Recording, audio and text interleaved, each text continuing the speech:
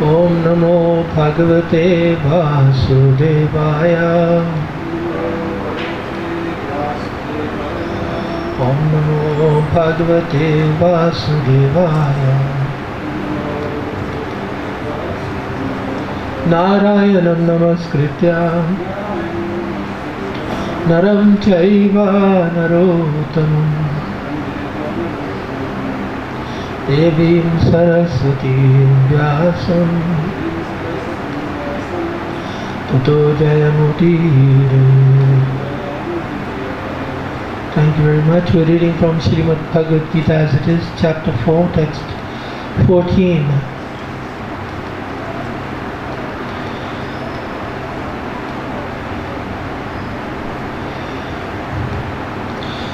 So Krishna is continuing the point from text 13 that he is the non-doer, even though he is the creator of the system of Varnashram. He is the non-doer. So he explains what means non-doer. He is not bound by any activity. Not only that, a person who knows this about Krishna, he is also not bound by his activities. Na mam karmani limpanti na me karma phale spriha iti mam yo vijanati karmabhir na sa padhyate.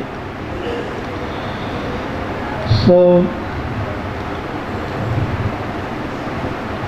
Krishna is saying limpanti, to be affected. Na, my activities, any of my activities do not affect me. Limpanti means to be, it's the same root as lepa, to anoint, to smear, but it also means to become attached. So his work does not attach to him, does not affect him. And Krishna says, neither do I have any aspiration for the results of any activities. He is not seeking a certain outcome, a certain result. Na karma phale spriha. And then he says, iti mam ya abhijanati, one who knows this about me, these two things, that I am unaffected by anything that I do, and that neither I aspire for any result, any outcome. So someone who knows that, abhijanati, karma bhi, his activities, na sabadhyate, do not bind him. Translation, there is no work that affects me, nor do I aspire for the fruits of action. One who understands this about me, this truth about me, you could say, also does not become entangled in the fruitive reactions of work. So this is, Krishna is amplifying what it means, janma karma cha me divyam, evam yo vyatitatva, who knows the transcendental divyam nature of Krishna's birth and activities. Evam yo vyatitatva, who knows that in truth. He doesn't have to take another birth. And here he's saying, what does it mean to know Krishna in truth? One, that no work that Krishna does affects him. See, he's expanding on that verse, he's explaining that verse. And neither does he seek any results, any outcome. He doesn't have a vested interest to see something. So, very interesting point. That's what should be known about Krishna. Sometimes in devotional life, Krishna is taken a little cheaply. I had the unfortunate experience of meeting somebody who says that my father becomes angry with Krishna sometimes and he slaps him. So now, I'm just I'm just mentioning it to you because you may have that experience too, of having met somebody. Have you had some experience? So they take their dealings with Krishna very in a familiar fashion, as if they have a very intimate. But actually, Krishna himself is saying, if you want to understand me, understand this about me. Not the fact that you can slap me out of some weird sense of familiarity. Now, Krishna is specifically referring to his work of Chaturvarnyamaya Srishta, of his having created the Varnashram system, because that was the last verse. And he's saying that particular work of creation does not affect me. Kartara api, even though I am the creator, I am yet akartara. I am not the doer also. So he doesn't seek for somebody to be a Brahmana, a Kshatriya, Vaishya, Shudra. It's not his aspiration. So now Prabhupada, he speaks first of all about the fact that Krishna is the supreme autocrat. His supremacy is unchallenged. As there are constitutional laws in the material world stating that the king can do no wrong, or that the king is not subject to the state laws, similarly the Lord, although he is the creator of this material world, is not affected by the activities of the material world.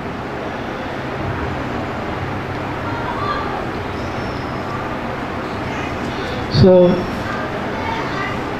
he is not affected by what goes on in the material world, but he is also not affected by anything that he does. So, he is not affected by what is the consequence of the system of Varnashram, and he is also not affected by the fact that he is the creator of the Varnashram system. Now, Prabhupada now refers to that Krishna is aloof, just like a business owner is aloof from the choices and aspirations of his workers. He, Krishna, creates and remains aloof from the creation, whereas the living entities are entangled in the fruitive results of material activities because of the propensity for lording it over material resources. So that's an interesting statement there, because that means Krishna does not have a propensity for lording it over, even though he has created this material world. He is aloof. The proprietor of an establishment is not responsible for the right and wrong activities of the workers, but the workers are themselves responsible. This is an interesting comparison. Now, of course, this point is disputed by the communists. Their idea is that the proprietor of the establishment is responsible. That's what they believe. For every failure of the worker, every failure. And but obviously the Vedic view, the example Prabhupada is using is opposed to the communist idea. Anyway, the purport goes on. The living entities are engaged in their respective activities of sense gratification, and these activities are not ordained by the Lord. If you remember 2 verses back, the line was Kankshanta Karmanam Siddhi. Kankshanta, they have a anksha, they have a desire for certain siddhi, perfection of certain activities. But this aspiration of the living entity is not what the Lord has created the Varnashram for. Even though you practice your Brahmanical duties, your Shudra duties, Kshatriya duties, and you get a result, the Lord hasn't designed it for that. You may have a desire, you may be a Vaishya wanting to be a millionaire, but the Lord hasn't designed it. He hasn't ordained that that's what you should do. Sometimes people think that my job is my karma, my duty. Have you heard that? You heard people say, I am following Bhagavad Gita, I am doing my duty. But the duty is not to pursue sense gratification. That's his choice. But that's not the design, the setup of varnashram. For advancement of sense gratification, the living entities are engaged in the work of this world, and they aspire to heavenly happiness after death. So the living entity has karma phala spriha, but Krishna doesn't have. Whereas the Lord, being full in himself, has no attraction for so-called heavenly happiness, or indeed any happiness, any kind of happiness. The proprietor never desires the low-grade happiness such as the workers may desire. Indeed, he is aloof from the material actions and reactions of any kind. Now, Prabhupada gives the example of being aloof like the rains are to vegetation. It's a little interesting example. For those who are philosophically minded, this is very interesting. For example, the rains are not responsible for different types of vegetation that appear on the earth, although without such rains, there is no possibility of vegetative growth. So, the Vedic literature are full of examples, and the examples themselves require you to be able to understand them. They're not evident, they're not self-evident, they're not like you say, oh, I understand. You have to think about this. So here you have rains. So the rains, you get flowers growing, you get vegetables growing, you get trees growing. So now you have to think a little carefully. So the rain did not cause that. One place to be a flower, one place to be a tree. But yet without the rain, none of the trees and the flowers were possible. So it requires a little deep thinking. There is an intimate connection, but it's not, the rains are not at fault. Some flower says, why am I a horrible plant? I wanted to be something else. I wanted to be a mango tree. It's not the fault of the rain. Vedic Smriti confirms this fact as follows. Nimitta matram evaso srijyanam sarga karmani pradhana karani bhuta yato vaisrijya shaktaya. In the material creations, the Lord is only the supreme cause. The immediate cause is material nature, by which the cosmic manifestation is made visible. The created beings are of many varieties, such as the demigods, human beings, and lower animals, and all of them are subject to the reactions of their past good or bad activities. So here's the point. The varieties are there due to the individual living entities' activities. He becomes a demigod, a human being, or a lower animal. The Lord only gives the proper facilities for such activities and the regulations of the modes of nature, but is never responsible for the past and present of others' activities. In other words, He is creating the system.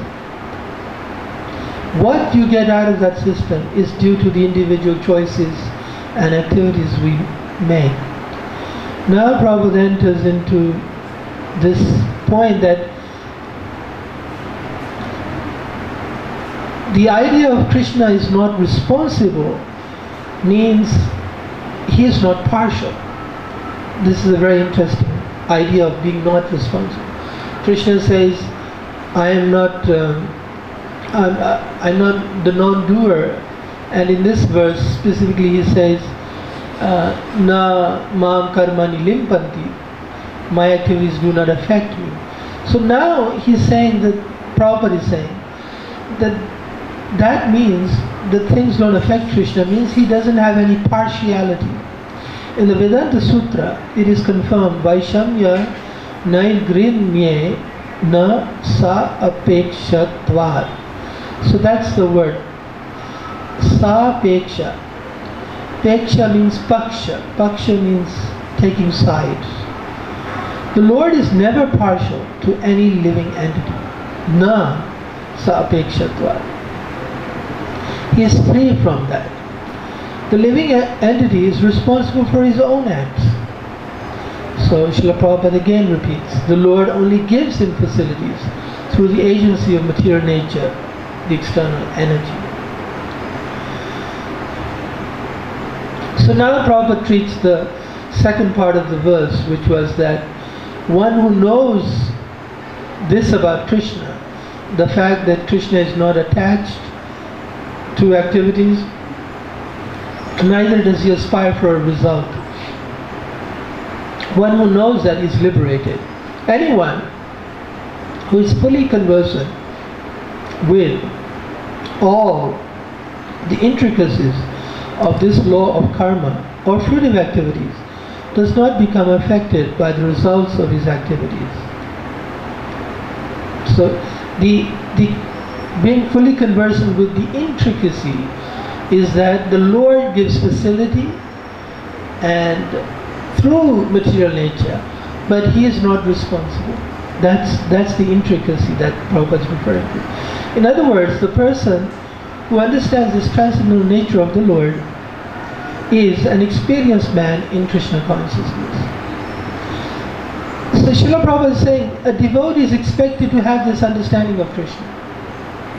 He must understand that this is what Krishna means when he says Janma Karma Cha Me Divyam. It's not left to our own imagination what it means divine. This is a specific point that should be known. Sometimes we could have begun this class by asking everyone, what is your idea of Krishna's divine nature? You know, that his birth, his activities are divine. What do you mean? So you can do a theoretical, imaginary exercise in your own head. The answer may not have been what we're talking about. The answer may have been something else. That he's divine, even if he's 7 years old, he can pick up Govardhan Hill, which is correct. But the point is, in general, that's his particular pastime. But you have to notice one thing about everything Krishna does. He is not like us. He has no aspiration, he has no desires and wishes to be fulfilled. And nothing he does binds him. That is something that needs a little contemplation, little reflection, little meditation, yoga. You have to meditate on this. So Srila Prabhupada says, an experienced man in Krishna consciousness will understand this about the Lord, this transcendental nature. And thus, he, the devotee, is never subject to the laws of karma. So you see how knowing Krishna properly, his transcendental nature, that he is not affected by anything he does, he is not aspiring for any fruits. Knowing that frees the devotee from his cycle of karma. So that's the wonderful thing. Evam yo viditata. One who knows that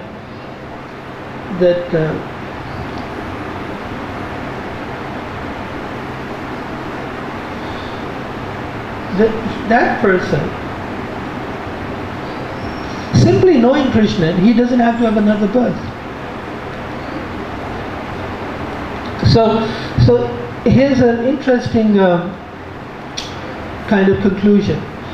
To fully know the truth about Krishna is what it means to be fully Krishna conscious.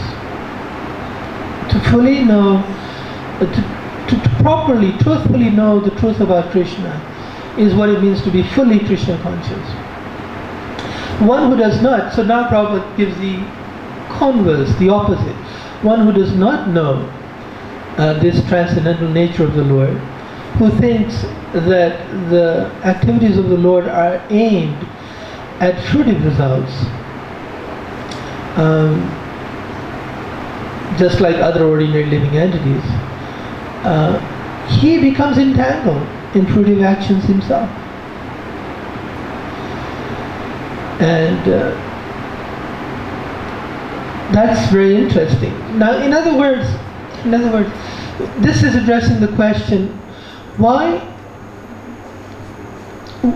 How do I become liberated knowing about Krishna? What has that got to do with me? Where is the connection? So here the connection is that we are being bound by our activities because we don't know Krishna. That's why we're being bound. So when we properly understand, so in other words, knowing Krishna becomes very important to us. See, sometimes we say, well, I know Krishna, almost like I'm being charitable to Krishna.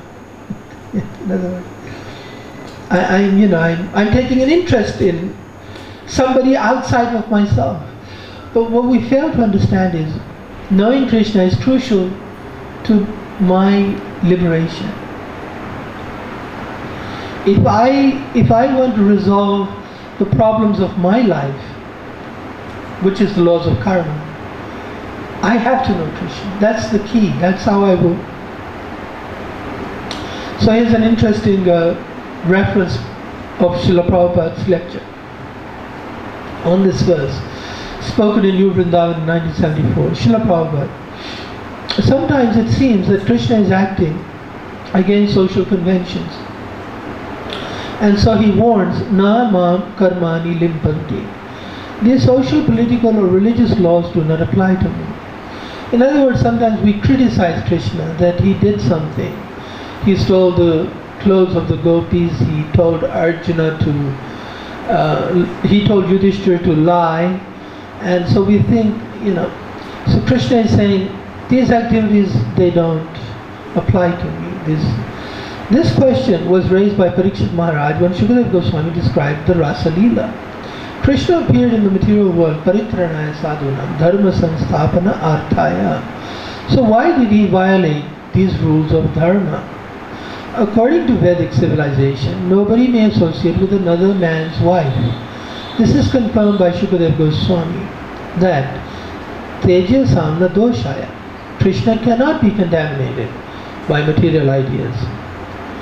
Now here is the nice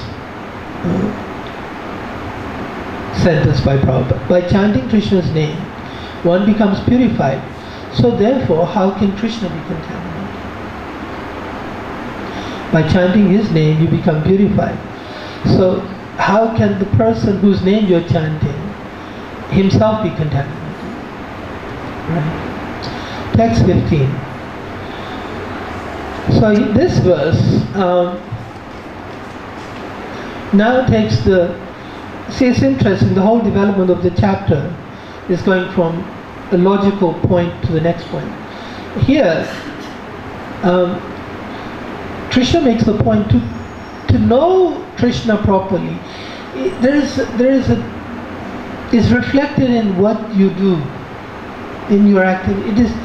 It is not imaginary. You can't say, somebody says, oh, I am always thinking of Krishna. But now Krishna says, well, there are observable activities, way of judging somebody if he is thinking of Krishna in this way, that he is unaffected by activities and he doesn't aspire for any results. And that is that he does exactly what was done by liberated authorities before. Evam gyatva kritam karma purvaid api mumukshubhi kuru karamaiva tasmatvam purvai purvataram kritam. So evam, he's saying all this that I'm talking about, gyatva, knowing this about me, Kritam was done, karma, certain things were done purve, by previous authorities who were liberated, mumukshubhi. Now then he says, kuru karma iva. You also should do karma, your duties. Tasmat, therefore you should also do. Just as they were done by purve, purvataram, in previous times. All the past liberated souls in ancient times acted with this foregoing understanding of my transcendental nature. Therefore you should perform your duty following in their footsteps. Now this is where it comes down to. It comes down to a certain behavior.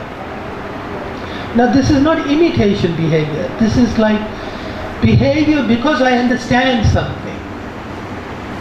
You see, there's a difference. There's imitation when you just copy somebody without understanding. And there is something, it's different, that same behavior, when you yourself understand. It's not the same. Okay, so this idea of following in the footsteps, now we've heard this a number of times. Follow in the footsteps. It means here, in particular, to have the same awareness as the person whose footsteps you're following. To have the same understanding as those people had of Krishna. Okay, remember that. It's a very important equality of phrase. Okay, so with that definition, the translation can read as follows: as the liberated souls of the past acted with an understanding of my transcendental nature, you too should perform your duty with the same understanding as they had. You too should perform your duty having the same understanding that they had. So now, how do you get this understanding? You have to read Bhagavad Gita. You see, now Bhagavad Gita becomes very important to knowing Krishna. It's not so optional. And their understanding really means their Krishna consciousness. So that means you have to do these activities in Krishna consciousness like they were. Okay. And finally, another point to note is, because the word was mumukshubhi. Mumukshubhi means people who are already liberated. We're trying to become liberated. Krishna is saying those who are already liberated, this is what they do. They are Krishna conscious. They understand me. They don't misunderstand me. There is a nice pastime in the Krishna book, in the 10th canto therefore, when everyone from Dwarka went to Kurukshetra, and at that time of the solar eclipse, Vasudeva, Krishna's father, asked the sages who were there, liberated souls, about the absolute truth. So the sages explain that they understand Krishna, who he is as the Supreme Personality of Godhead, to Krishna's father. So Krishna is saying the liberated souls have a good understanding of me. And you should do your duties with that same understanding. So this Chatur Varna, in other words, this Varna Ashram has to be done, it's properly done, only when you have an understanding of Krishna. Otherwise it's improperly done. And by doing that you become liberated. Okay. So Prabhupada writes, there are two classes of men. Some of them are full of polluted material things within their hearts, and some of them are materially free. Krishna consciousness is equally beneficial for both of these persons. So Prabhupada now, he elaborates on this point. So basically, the first category are the mumukshubhi. And the second category are those who are, the first category are those who are trying to become liberated. And the second category are those who are already liberated. So, there are two classes of men. Some of them are full of polluted material things within their hearts, and some of them are materially free. Okay. So Prabhupada is saying both of them can benefit from Krishna consciousness. Number one, those who are full of dirty things can take to the line of Krishna consciousness for a gradual cleansing process, following the regulated principles of devotional service, which will cleanse their heart of dirty things. In other words, they're trying to become liberated. So the number two category, those who are already cleansed of impurities, may continue to act in the same Krishna consciousness, so that others may follow their exemplary activities and thereby be benefited. So this is referring to the Varnashram system. Again, this Varnashram system is so important. Those who are full of dirty things will become purified, and those who are already liberated, they will set an example for others. Foolish persons or neophytes in Krishna consciousness often want to retire from activities.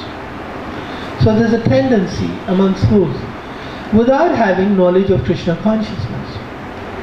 In other words, without referring to Bhagavad Gita, we make up our own idea of what we should do, and we think we should prematurely retire from activities. And this goes back to the point we made yesterday, that there is fall down. You fall down, or you don't have to wait for fall down. Even when your mind wanders, that means you are not properly engaged. Even when your mind wanders. So it's not like only the person who falls down in a gross misbehavior, bodily behavior. The fall down actually happens when your mind wanders. So you don't have to wait for the gross development. Something is wrong if your mind is wandering. And it is because there's a tendency to want to give up my own prescribed duties. Arjuna's desire to retire from activities on the battlefield was not approved by the Lord. So was not approved and is not approved by the Lord. One needs to know how to act. This is where the missing link is. The problem is people are not trained how to act, so therefore they suffer, even when they think they're adopting spiritual life or Krishna consciousness. So this acting has everything to do with our varna. This Brahman, Kshatriya, Vaishya has everything. It's so important to our Krishna consciousness. To retire from the activities of Krishna consciousness and to sit aloof, making a show of Krishna consciousness, is less important than actually engaging in the field of activities for the sake of Krishna. So this is a direct denunciation by the Lord of those who want to renounce the varna duties in the name of becoming fully Krishna conscious. Because the varna is the very means of becoming Krishna conscious. You see, if I give you a car to go from Vrindavan to Delhi, and you say, you get this thing in your head, I'm going to give up the car in order to go to Delhi. You're just defeating your purpose. The car is the very means by which you will go to Delhi very quickly. And if you get this funny notion in your head, oh, car, no, not good. How are you going to get to Delhi? You need a car. So this varna, our Brahmin, Kshatriya, Vaishya, Shudra duties are our means of becoming Krishna conscious. So if I give it up, I have just given up the very thing that would have helped me to become Krishna conscious. How are you going to do it without your duties? How are you going?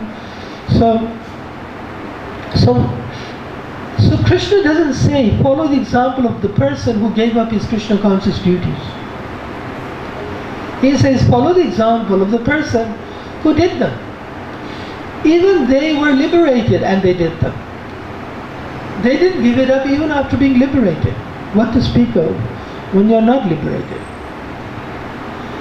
Arjuna is here advised to act in Krishna consciousness, following in the footsteps of the Lord's previous disciples, such as the sun god Vivasvan, as mentioned here. So that's an interesting link here. When Krishna said Purvai Purvataram Kritam, as was done previously by the liberated soul, he is referring to Vivasvan, Manu, Ikshavaku, who he mentioned in the beginning of the chapter. So, when we read the word Mumukshubhi, we think of these liberated sadhus in saffron. Krishna was thinking of the kings, the Rajarishi, those who were wearing crowns. And he's referring to them. Follow their example.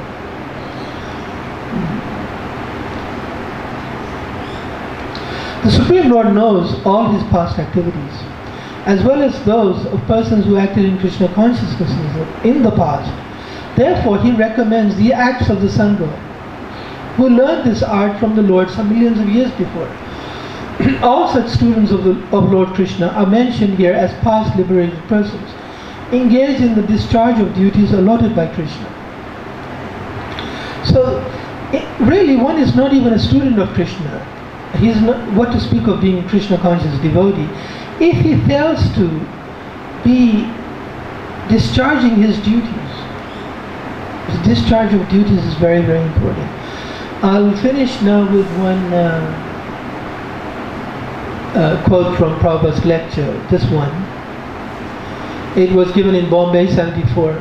And here, Prabhupada, the theme is to know Krishna, and he also mentions, and nothing is new. Purvataram. In other words, what was old is very important. What was done previously is very important. Now in this verse, 4 times, the word has been used, Purvataram, Purvatame, Kuru karmaiva tasmat tvam purve purvataram kritam. Purva, Purvataram, Purvattamam. This is the process. We have to follow the previous acharyas. This is the Vedic system. In the very beginning of this chapter, Krishna said, Evam parampara praptam imam rajasya. We do not require modern research or understanding. We're all following the ancient ways. Now, even from an ordinary standpoint, eating, sleeping, mating and defending, is that modern? It is not modern.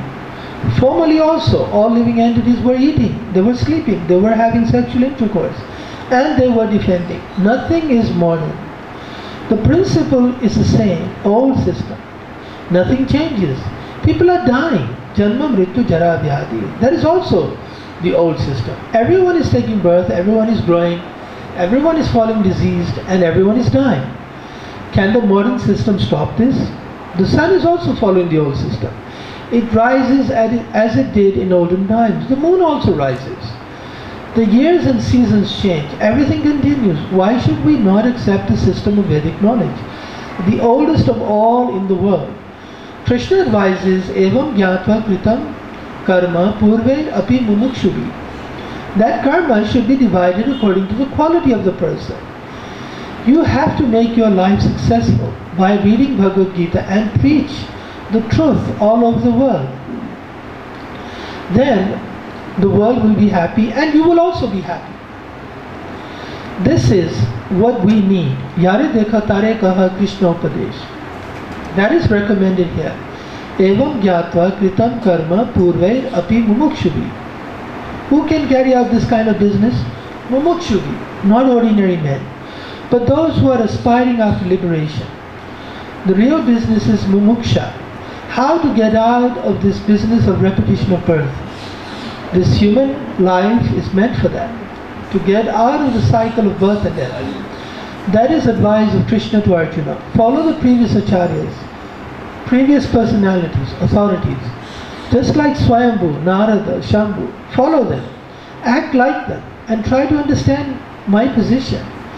If you simply understand my position, immediately you become liberated. Thank you very much. Are there any questions?